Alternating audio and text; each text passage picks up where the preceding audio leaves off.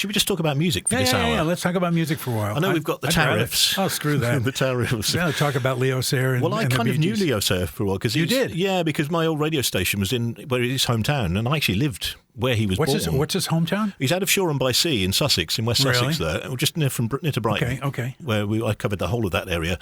And he came in a few times, and I was in the Netherlands with him. I was in Amsterdam with Leo Sayer. Really? Yeah, it was a good guy or kind He's of a great guy, yeah. He's really? a little bit crackpot at times, but that's what you want from your pop stars. No. Mind you, he had his I think it was his manager or maybe his other half with him, and she was not to be messed with. Really? So it kept him in line. But what's he doing these days? Do you remember hearing anything from him lately? Well, he moved to Australia and he's been on a couple of the TV shows. Okay. I think he's done some music as well. If he can still sing, even halfway like that, he should be still doing it.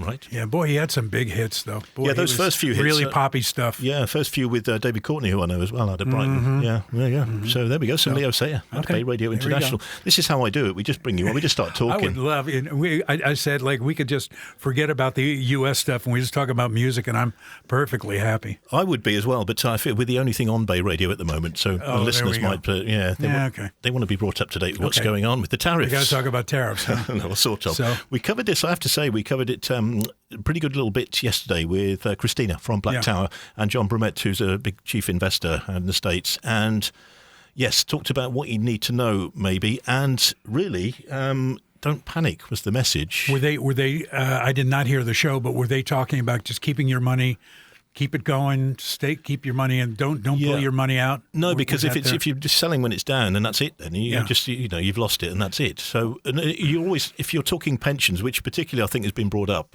pension investments, it should be a long-term thing anyway. So of course, no short-term knee-jerk reactions. Just hold tight. Well, I remember when the markets collapsed back in 08 and 09, that I didn't know a lot of people that pulled their money out, but everybody that I did know that pulled their money out and said, "Well, I can't afford it. I got to. Who knows where the market's going to go?" Well, the market tripled in wealth, and so that's where it went. And so, I would echo what Christina said. That keep your money in and leave that. This tariff situation, I think, is going to be really fluid. I think that the money that the 10%, the 20%, the 30% that he's aiming at China and the UK, et cetera, that's all going to be negotiated down, negotiated away. And as you and I were saying before we came on air, let's look at what the market's doing today. It's like the Dow is up almost 1,300 right now, even though anybody who's got their money in the market really lost their shirts over the past week. That money is starting to come back a little bit now. Now, whether it comes back to where it was, almost certainly, nobody knows. Because it's in 2008 that was a global issue and a deep problem, but this is one little thing that can be fixed almost overnight. Yeah. So it's going to bounce back. But this goes back, as every American knows, because Trump has been on the world stage. He's been on the U.S. stage for 40 years. What people in this country, people in the UK don't really see is that Trump used to appear on talk shows all the time, game shows and that sort of thing, and he made himself into this huge celebrity before he had a show on NBC. But he's a guy that really believes that tariffs are the way to go. That everybody is trying to rip off the U.S. And I don't see where it's true. I think there might be some countries that probably are on the backside of where they should be. But, he thinks that everybody owes us money. Everybody needs to pay us money. And I think that's going to have to be negotiated out because he created this problem. He created this world chaos that's going on right now. And he's the one who's going to have to get us out of it. Us meaning the world. Do you think because he's not sort of had the political background and maybe the economy is a little more complex than he's used to? He's used to the art of the deal where the business is done and that's it. Whereas this has real trickle-down effects in all sorts that he probably didn't even take into account. He didn't even think about it. No. That's exactly right. Even affecting people in the States that it's supposed to be helping. Which is kind of funny because he claims to be this titan of industry. And the fact is, as everybody knows, he's bankrupt 6 businesses, incling 2 casinos. Yeah, how do you lose money in a casino? He lose money on a He wasn't skimming, that's the other. And you look at that, and he has. You're absolutely right that everything is a lot more complicated, and the way the world is tied in with each other is is truly remarkable, and he didn't even see it. He sees everything black and white. You know, you're either for me or against me, and if you're against me, then I'm going to come get you. We all have things in our lives. It doesn't matter how small it is, that we see things a certain way. We've seen things a certain way for 20 or 30 years, and we go, well, I would never do this. I think this is bad, and then one day something happens, and you go, oh, maybe it wasn't so bad. So maybe that, and the big question is he going to learn from this? Is that light bulb going to go on to where he understands it?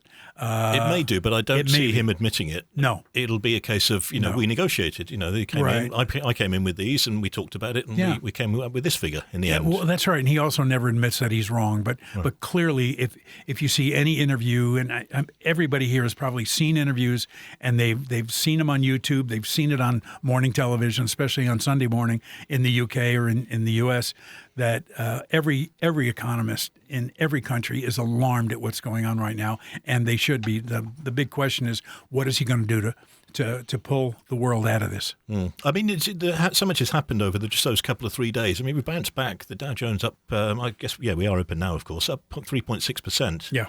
But that was just a couple of days where it's down and people have bought, and it's springing back. And I'm sure it'll continue to be. Not that I'm any sort of expert, but I listen to the right people. Boy, oh and boy. It's going to come back. Knock on wood. On the FTSE in London, up 3.4%, up in Spain as well. So they're all bouncing back to a degree, and I'm sure, as you say, there's more to come. Anyone, by the way, that bit we did yesterday, it's on our Facebook page. If anyone's concerned still and would like to watch back, check it out. Experts, yes, that's well worth a look. BayRadio in Spain.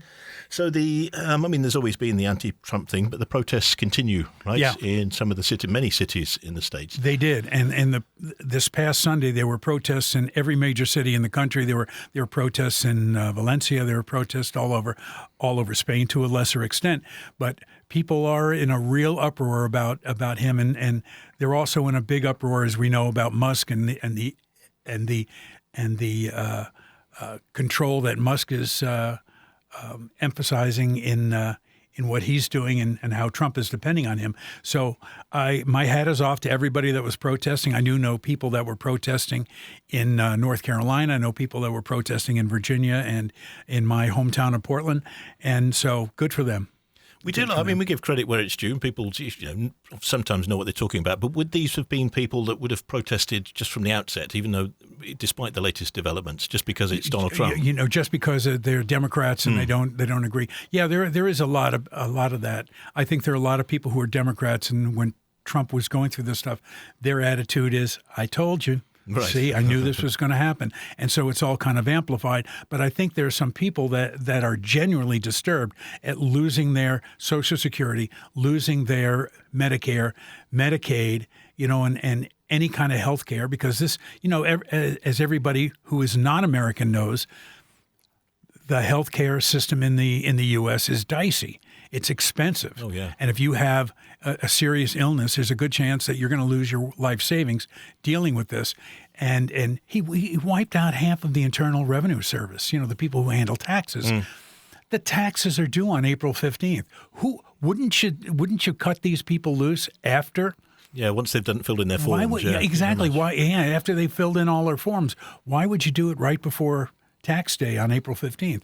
It doesn't make any sense. But so you're right. There are a lot of people that would have been protesting anyhow. There are a lot of people, frankly, just love to protest anything, as we know.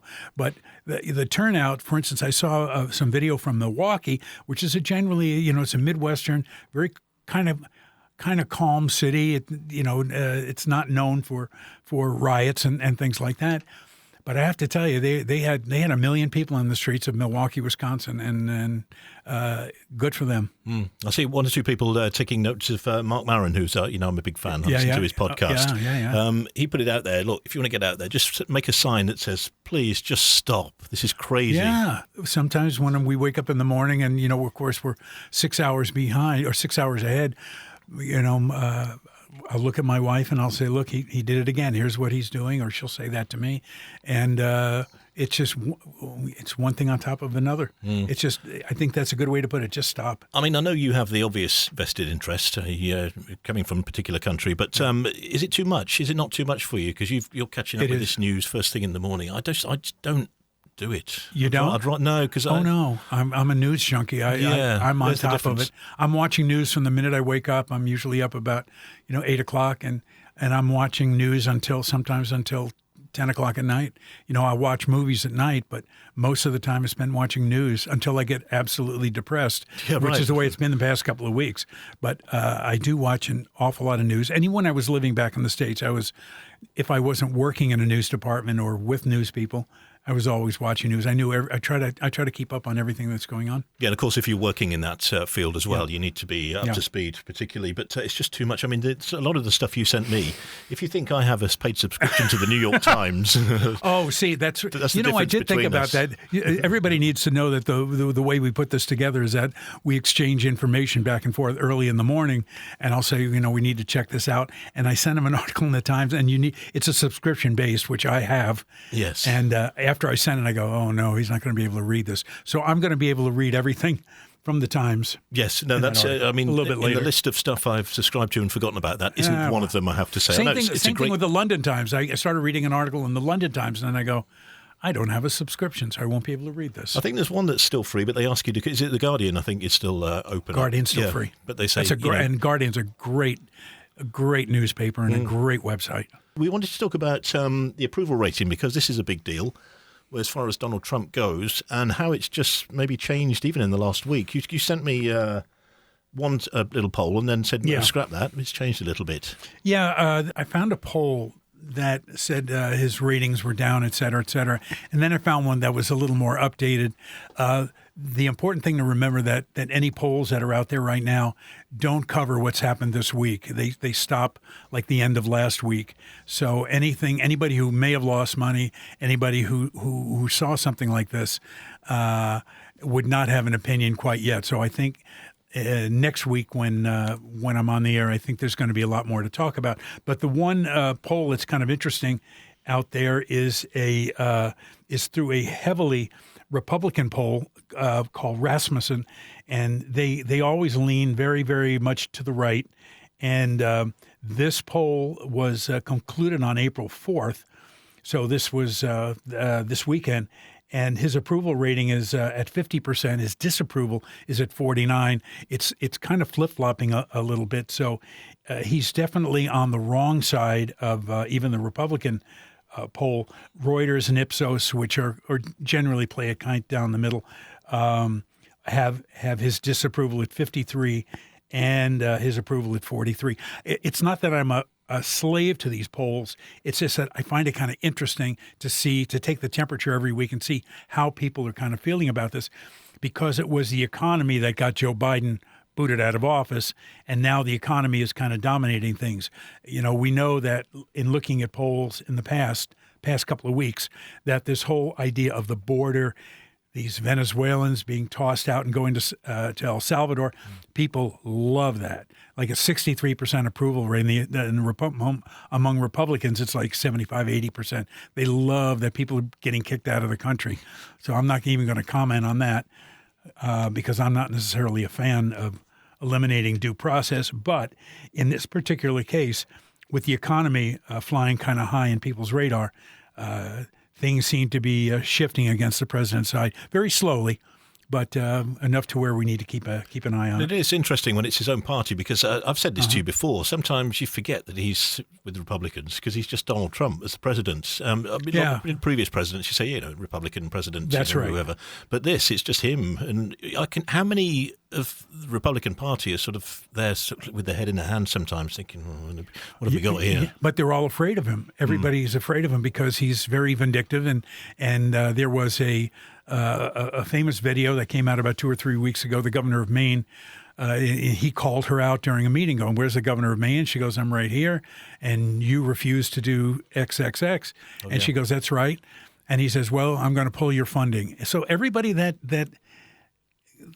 pushes back against him, they get retribution. They get, you're not going to get any, and everything comes down to money. I'm not going to give you money for this.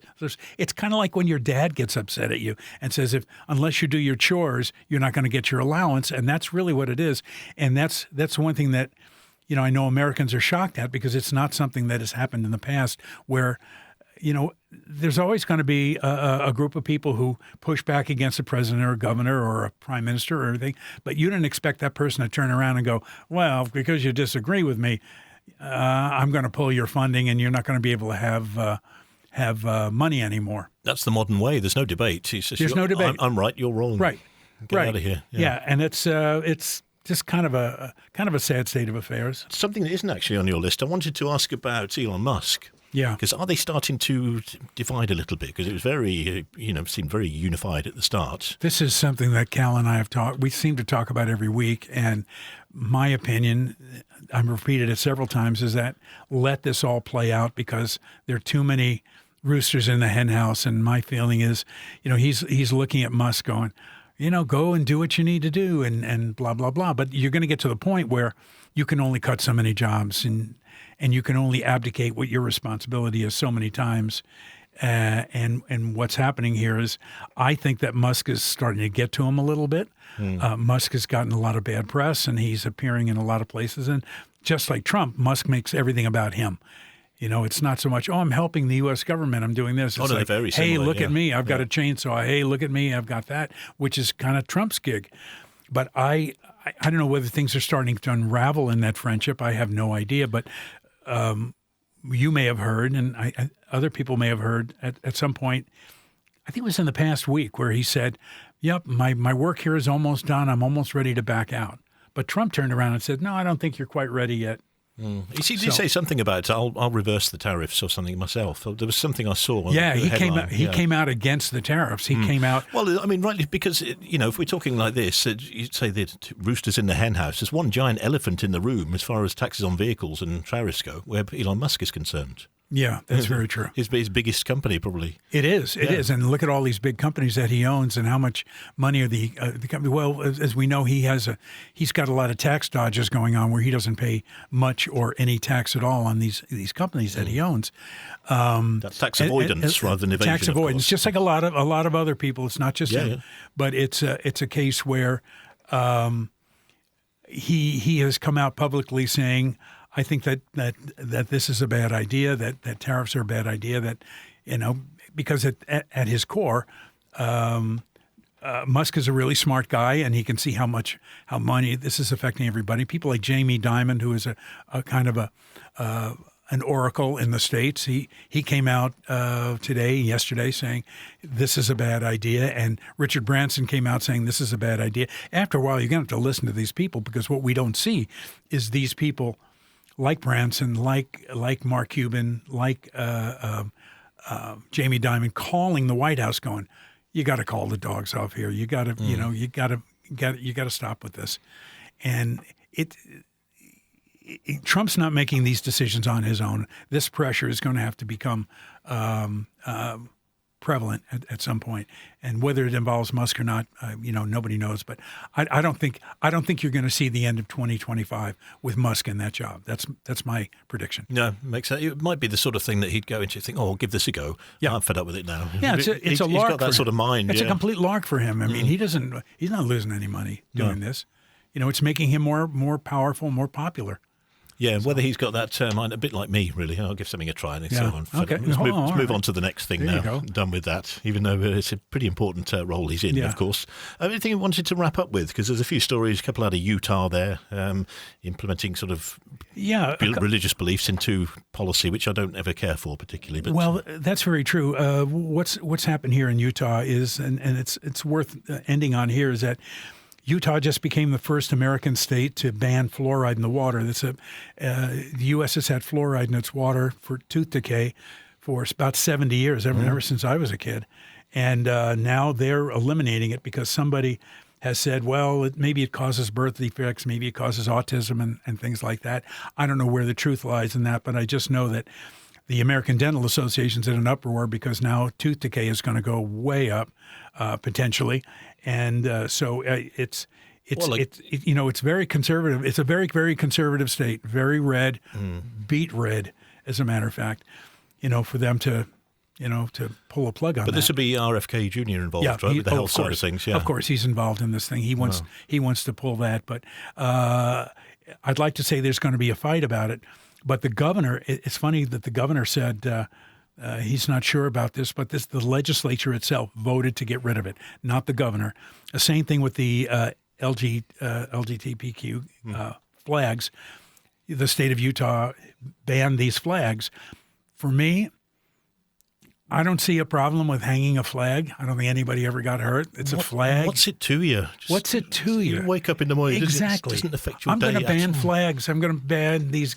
Well, when they're more extreme, perhaps, but nothing like that. Where it's why are you scared of these people? Somebody's gay and they want to hang a flag. Let them hang a flag. It's a flag. I mean, nobody's dying over this thing. Well, the worst thing, I think, people, I respect people's faith and the like, but the worst thing someone can say to me is, well, in the Bible it says this. And I said, so I don't have to follow, but, just because you do it, you can't make it. Exactly. I don't think you can make it government policy along religious lines, not these days. We see it in the north of Ireland with the DUP and the like, and it doesn't work. Banning books, banning flags, banning this, banning that. I don't know where it ends. No. Okay. Well, is that to wrap up? Do you want to do the guy who's skipping through the... Go on, let's talk about... We're all right for time. I don't care. It's the last one we have. This is a guy using a self-service checkout route, which I'm still scared to use. I'm going over to the UK this weekend, and I don't know how to do it. Yes, you do. Well, it never works. I think, do I have to scan the bag now, or are they going to check everything on the way out? I just go through. I go through the old way. You just eliminated my love for you. But this guy, the final story is about this guy who's a middle school principal, of course, in the state of Florida, and somebody tricked him into trying a shoplifting tactic where it's not putting your thumb on the scale, but he went ahead and bought some things. He bought light bulbs, bacon, frozen butterfly shrimp, grand total of $37. And what he did was he came up with a way, or apparently somebody had told him, hey, if you do this, you can beat the system and you won't have to pay as much. And he went ahead and did it, got caught, and he's being evaluated by his school district right now. He is the principal of a middle school. He's not some kid. He's a grown man, and now it looks like he's probably going to lose his job in Florida. And I'm wondering if you're in a job for making $60,000, $70,000, $100,000 a year. Was this worth it, stealing from Walmart? Well, how much did it rack up to? About $37. $37. That's what he made. No, I mean, we can't condone it, whatever it's worth. But he'll look back on that and think, listen to your Uncle Moody and your Uncle Rich. Quite. Stealing, not good.